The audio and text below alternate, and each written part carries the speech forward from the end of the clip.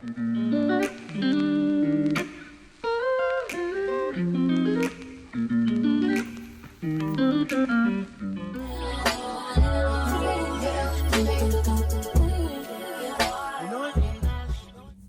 friends, welcome to Connect with Sally. My name is Marisol, also known as Sally. Thank you for tuning in. Sorry, I keep looking at my phone versus the camera, so we're gonna look at the camera.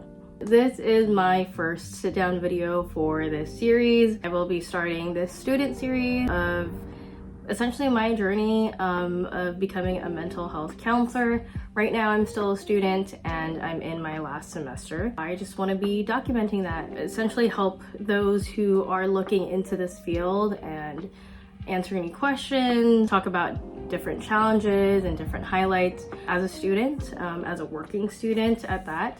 So yeah, thank you for being here. Today I wanted to talk about, like I said, essentially how I started this journey, why I started it. If you see me looking down, I have some notes because I'm feeling a little nervous. I haven't spoken to a camera in a really long time and I haven't really done a sit down like this before, so bear with me. What made me want to get my master's? Taking it back to 2017, I had graduated with my associates in liberal arts and still not really knowing what I wanted to do with my life, what career I wanted.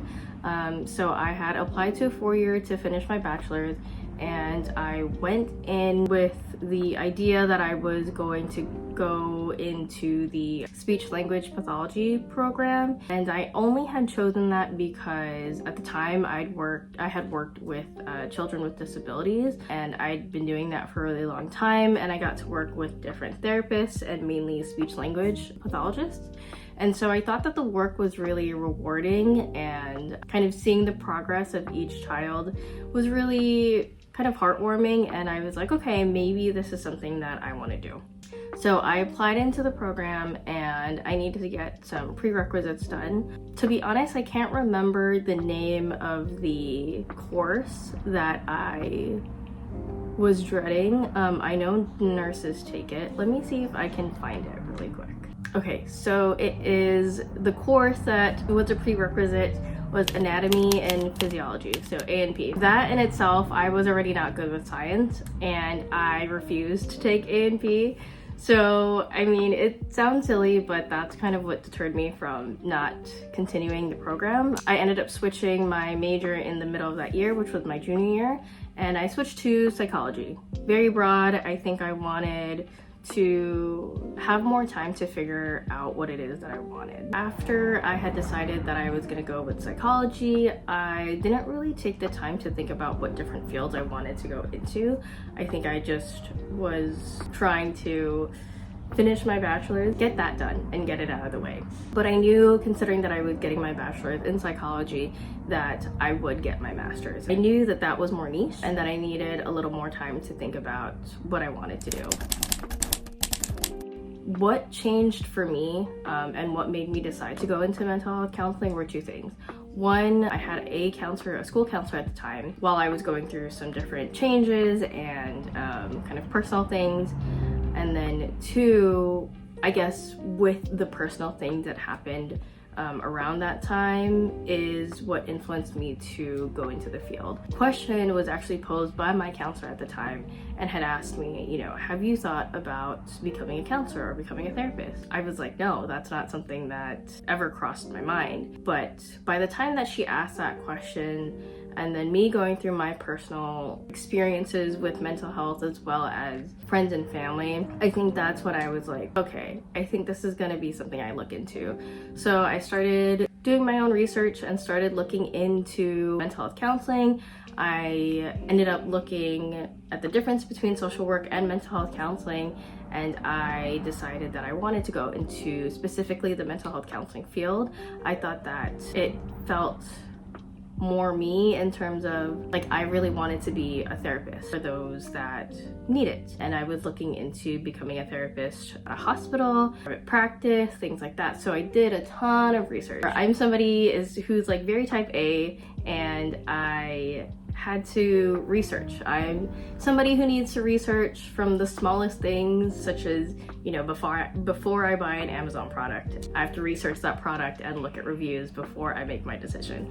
So essentially I did that. I ended up kind of taking a year off from my bachelor's going into my master's because I needed more time.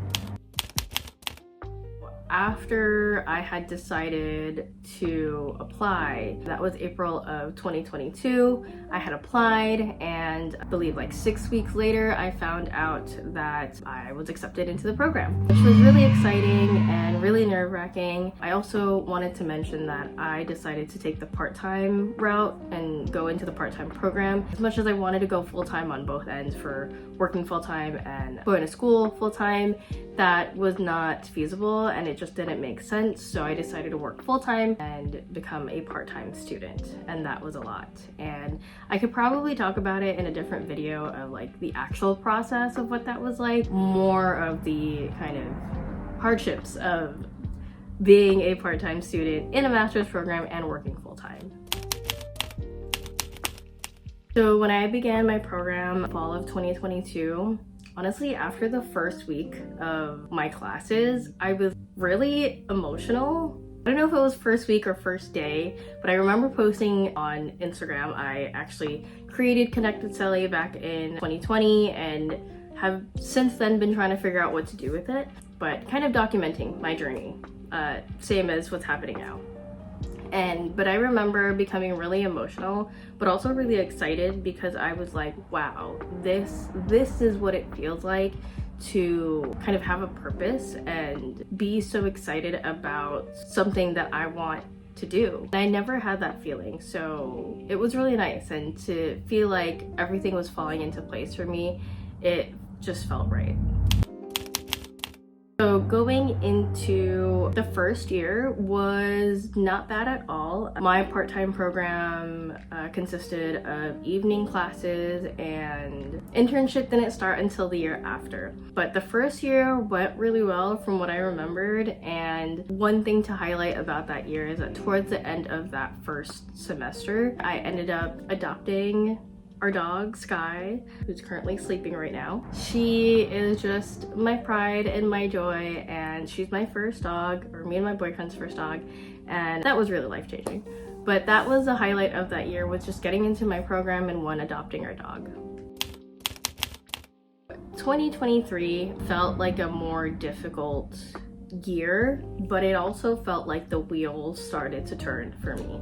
That year was more hands-on. I'm a very hands-on learner, visual learner as well, and that's when we started to do like mock sessions for the first time with like fellow students, which was nerve-wracking because you had to record yourself and you kind of had to pretend to not pretend, but you had to have somewhat of a more, I guess, serious experience or topic that you were currently going through in order to help your client or your fellow student. But that course was my self-awareness course, and that was so helpful because we all got to learn like what it's really like to be in the seat of a therapist.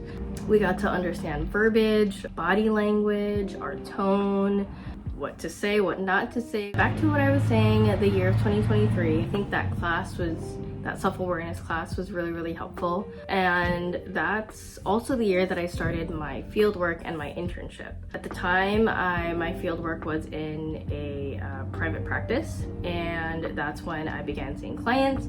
I stayed with that site for a year, so I went from my fieldwork into my internship and transition. I did that for a year. It was really, really nice. The only big con for me was supervision. I could probably get into that in a different video because that's just a whole story in itself. 2023 was definitely a year of growth and new challenges, and really pushed my limits as a student, as a future therapist, and just learning the ropes of what that looks like. I have always been on the other side of the chair. I've always been a client. I have received therapy for a really long time, on and off throughout the years. And so to be in the seat of a therapist is definitely not what I expected in some ways. I guess I didn't realize like how calculated some things are and how scientific it is, of course.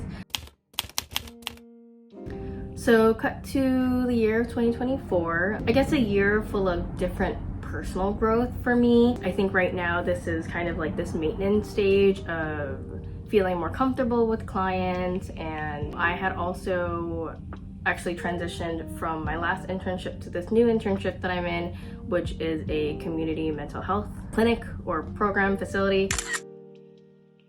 This internship has been really wonderful. Although it's some ways a lot more emotionally taxing, it's given me a lot to think about as a therapist. My supervision has been 100% better. I do want to talk about supervision, like I said, maybe in a different video, and how important that is. It's been, at first, it was really difficult, but now I'm really enjoying it and I'm really learning a lot. I have just ended my last fall semester and will be going into my last winter and spring semester until graduation. Going into spring semester, it's definitely gonna be a lot. There's gonna be some courses that, at least right now, it sounds like a lot, and having to prepare for the end of the school exam on top of studying for my licensure, which I haven't even thought about yet.